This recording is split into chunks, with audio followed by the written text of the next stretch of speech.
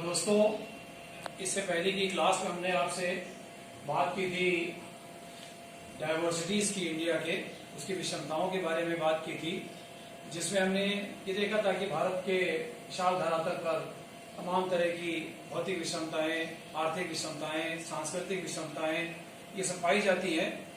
पर इस सब के बाद जो एक विशाल भारत है जिसको कहा जाता है, इसीलिए उन विषमताओं के नाते ही क्रेसी ने कहा था कि भारत को महाद्वीप कहलाने का हक उतना ही है जितना यूरोप को। इसलिए विषमताओं के साथ साथ आज हम बात करेंगे कि इन तमाम सारी विषमताओं के बावजूद भारत में एक बड़ी एक रूपता और बड़ी एकता रूपी स्वरूप भी पाया जाता है। तो हम आज उन एजेंट्स की बात करेंगे, उन पहलुओं पर आज हम डिस्कशन करेंगे कि ऐसी कौन सी चीजें हैं जो भारत को एकता के सूत्र में बांधती है। साथियों, अगर हम देखें तो एकता के सूत्र जो है, जो एक विशाल बड़ी मजबूत यूनिटी डेवलप होती है इंडिया के कॉन्टेक्स्ट में, अगर हम उनको कैटेगराइज करें तो हम तीन भागों में से बांट सकते हैं। ये कुछ ऐसे एजेंट्स हैं, कुछ ऐसे तत्व हैं जो फिजिकल यूनिटी में काम आते हैं, कुछ ऐसे तत्व हैं जो कल्चरल यूनिटी के कंपोनेंट हैं, कुछ ऐसे हैं जो इकोनॉमिक यूनिटी के कंपोनेंट हैं। तो हम बात करें आपसे फिजिकल यूनिटी, हमने अभी देखा कि धरातलीय स्वरूप के आधार पर भारत में बड़ी विषमता पाई जाती है, जलवायु दशाओं के संदर्भ में बड़ी विषमता पाई जाती है, पर इन्हीं में से कुछ तत्व ऐसे हैं जो इसे एकता के सूत्र में भी बांधते हैं। जैसे हम अगर बात करें रिवर सिस्टम की, तो भारत में जो नदियों का क्रम है वो पूरा एक नेटवर्क है, एक जाल है। उस जाल में पूरा भारत बंधा हुआ है। तो ऐसा लगता है उत्तर भारत की नदियां, दक्षिण भारत की नदियां, जो खासतौर से अभी जो मानसून सीजन चल रहा है उसमें लबालब हो जाती हैं, और वो नदियां सारी ऐसा लगता है एक दूसरे से गुथी हुई हैं, एक दूसरे से जुड़ी हुई हैं। और यही नहीं, इन नदियों में क्षेत्र के अनुसार तमाम तरह की पवित्रता भी पाई जाती है। तो दक्षिण के लोग उत्तर के लोग दक्षिण भी इन नदियों के स्नान के लिए भी आवागमन करते हैं, आगे जाते हैं। तो ऐसा लगता है कि जो भारत का नदी तंत्र है ये भारत को एक सूत्र में बांधे हुए है और एकता का एक प्रदर्शक है। दूसरा जो फिजिकल यूनिटी का कंपोनेंट है जिसे हम मानसून क्लाइमेट कहते हैं, यद्यपि हमने ये देखा था कि क्षेत्रीय स्तर पर थोड़ा थोड़ा विषमताएं जलवायु दशाओं में पाई जाती हैं।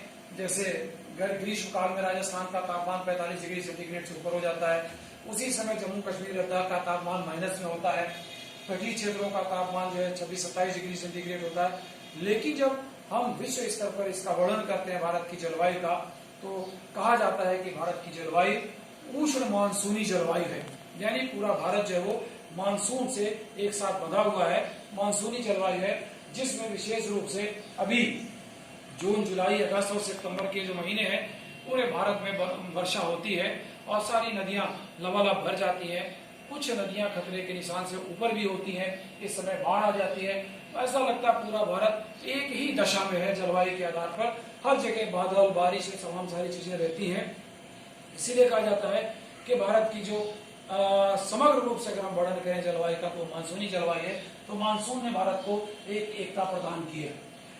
पर इन सबसे महत्वपूर्ण चीज है कल्चरल यूनिटी। ये भारत की सबसे बड़ी विशेषता है कि यहाँ जो है एक भारतीयता नाम की जो खुशबू है, जो इसेंस है, वो हर एक व्यक्ति में पाई जाती है, हर एक तत्व में पाई जाती है।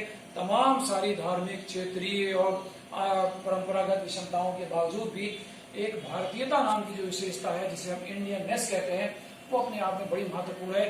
किसी भी देशवासी से पूछिए, चाहे वो लद्दाख का हो, चाहे वो कन्याकुमारी का हो, चाहे वो रैन ऑफ कच्छ का हो, चाहे वो अरुणाचल प्रदेश का हो, हर कोई कहेगा कि नहीं, आई एम इंडियन, और अपने आप को बड़ा प्राउड फील करता है कि एक अलग तरह से उसको देख के लग जाता है कि ये भारतीय नागरिक है।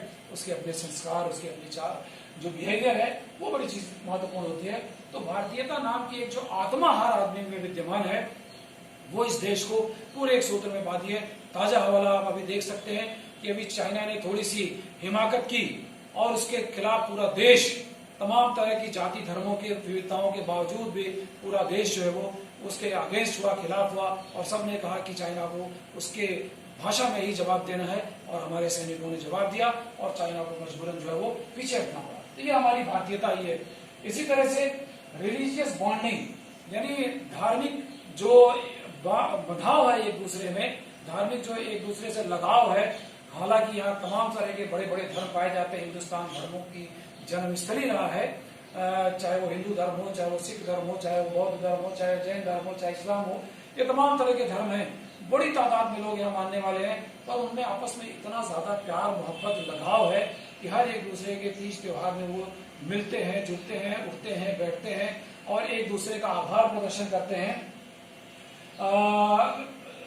आज का बड़ा एग्जाम्पल है, जैसे ये धाम है, जगत गुरु शंकराचार्य के जो चारों धाम है, चाहे वो बद्रीनाथ का हो, चाहे वो दक्षिण का रामेश्वरम हो, चाहे वो पूरब का पुरी हो, चाहे वो हमारा गुजरात का धाम है, तो ये सारे जो चारों कोने पे ऐसा लगता है कि चारों कोने पे ये चार ऐसे महापुरुष बैठे हैं जो आपस में एक दूसरे से वार्तालाप करते हो और ऐसा लगता है कि पूरे भारत को एक दूसरे से जोड़ रखते हैं।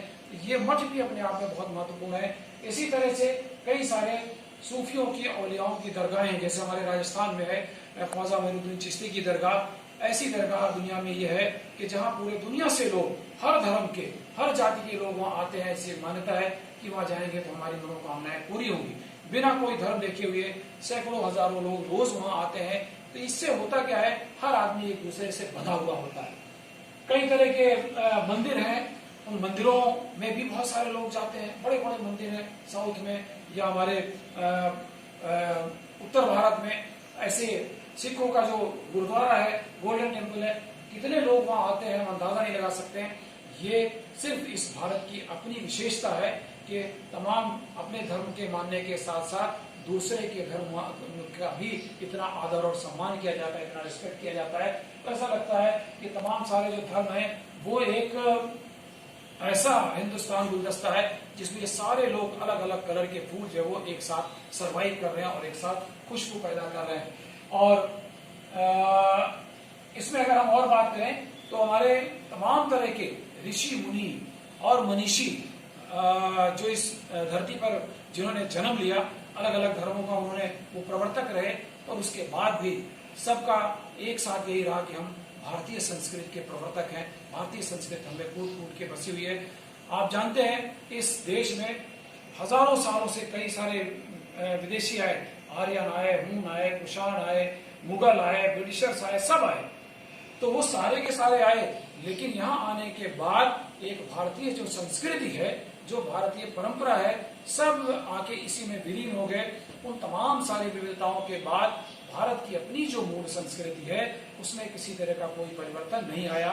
ये इस बात का सबूत है कि हमारी संस्कृति कितनी धनी, कितनी मजबूत और कितनी गहरी इसकी जड़ें हैं कि तमाम सारे विदेशी आए, आक्रमणकारी आए, और वो सब भी यहीं के होके रह गए और यहीं की संस्कृति में हुए, और ये अपना मूल स्वरूप अभी भी बरकरार रखे हुए है।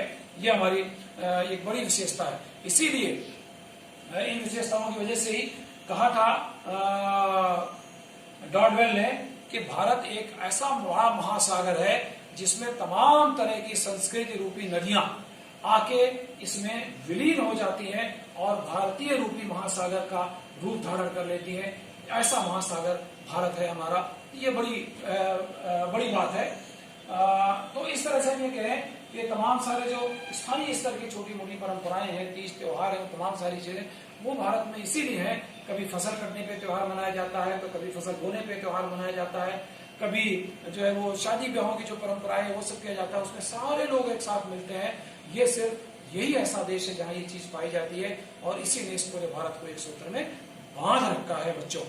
तो मैं समझता हूँ कि भारत की अपनी जो संस्कृति है, आज पूरी दुनिया इस बात का लोहा मानती है कि टैलेंट के साथ साथ भारत के लोगों का जो बिहेवियर है, जो रहन सहन है, जो बर्ताव है, जो उनकी धनी परंपराएं हैं, एक दूसरे के आदर और सम्मान की जो उनमें प्रकृति है, जो उनमें खासियत है, वो दुनिया के किसी और देश में नहीं मिलती। और इसी वजह से दुनिया की तमाम सारी ताकतें भारत पर आई, लेकिन उनको मुंह की खानी पड़ी, उनको यहाँ से जाना पड़ा। इवन बरतानिया जैसी हुकूमत, जिसकी हुकूमत में सूर्य कहीं अस्त नहीं होता था, उसको भी यहाँ से जाना पड़ा। इस एकता और अखंडता का जो हमारे अंदर कूट कूट के बसा हुआ भाव है, उसकी वजह से। और इसी तरह से हम देखें कि भारत में इकोनॉमिक यूनिटी भी है, आर्थिक एकता का अभी तक तो पाया जाता है, खासतौर से कृषि। जैसे हम देखें, कृषि एक ऐसा व्यवसाय है जिसे हम भारत का राष्ट्रीय व्यवसाय कहते हैं। हम जानते हैं कि लगभग 69% पॉपुलेशन भारत की गांव में निवास करती है और उनमें से 90% से ज्यादा लोग कृषि कार्य में संलग्न हैं। तो इसका मतलब यह है कि अब वो चाहे किसी जाति का हो, चाहे किसी धर्म का हो, जिस भी एरिया में वो रहता है, वहां जो कृषि का प्रारूप पाया जाता है, सब उसी में एक तरह की कृषि करते हैं। चाहे उत्तर भारत का किसान हो, चाहे दक्षिण भारत का किसान हो। अब उत्तर भारत के किसान में चाहे वो हिंदू हो, चाहे वो मुस्लिम हो, चाहे वो सिख हो, चाहे वो जैन हो, जो चावल वाले उत्पादक एरिया है वो सारे लोग एक जैसी कृषि करते हैं। इसी तरह से उत्तर पश्चिम और पश्चिम भारत में, पंजाब, हरियाणा, पश्चिम उत्तर प्रदेश में जहां गेहूं का उत्पादन ज्यादा होता है, वहां तमाम सारे धर्मों और जातियों के लोग एक ही तरह की फसल का उत्पादन करते हैं। इसी प्रकार जैसे हम एक कृषि ले लें चाय की कृषि उत्तर भारत में भी की जाती है, खासतौर से आसाम में, और वही चाय की कृषि दक्षिण में नीलगिरी पहाड़ियों पर भी की जाती है। दोनों एक जैसी जलवायु वाली जगह है, एक जैसी कृषि की जाती है। तो आप नहीं कह सकते कि आसाम का ये हिंदू कर रहा है और नीलगिरी का ये कोई मराठी कर रहा है या कोई जैन कर रहा है, बल्कि वो चाहे जिस धर्म का हो, उनमें एक रूपता पाई जाती है। इसी तरह से अगर हम देखें, गुजरात और महाराष्ट्र का जो ब्लैक कॉटन बेल्ट है, वहां अगर कॉटन की खेती की जाती है, वहां सभी जाति धर्मों के किसान एक ही तरह की खेती करते हैं। तो ऐसा लगता है कि कृषि एक ऐसा व्यवसाय है जो भारत को एक सूत्र में बांधे हुए है और उनमें एक एकता प्रदान करता है। तो इस तरह से हमने देखा कि विषमताओं के साथ साथ भारत में एकता के भी बहुत सारे तत्व विद्यमान हैं और इसको एकता के सूत्र में बांधे हुए। इस तरह से हमने देखा बच्चों कि भारत में विषमताओं के साथ साथ एकता बड़ी, जिसे हम कह सकते हैं एक विश्वव्यापी, जिसे हम कह सकते हैं एक सर्वव्यापी, जिसे हम कह सकते हैं सर्वव्यापी एकता जो है वो भारत में पाई जाती है। इसीलिए भारत को हमने जो भारत के संदर्भ में ये कथन कहा गया है कि अनेकता में एकता, यूनिटी इन डाइवर्सिटी, ये पूर्णतया सत्य है। बिल्कुल हम इसको कहेंगे पूर्णतया सत्य है।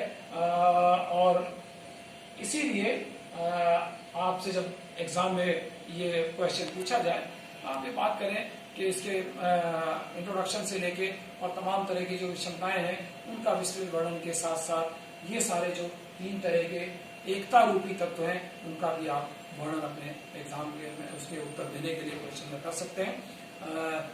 इस तरह से हमारा ये टॉपिक यूनिटी इन डाइवर्सिटी यही कंप्लीट होता है। मैं इसी के साथ अपनी बात खत्म करना चाहूंगा। बहुत बहुत धन्यवाद। अगली क्लास में हम एक नई टॉपिक के साथ फिर आपको मिलेंगे।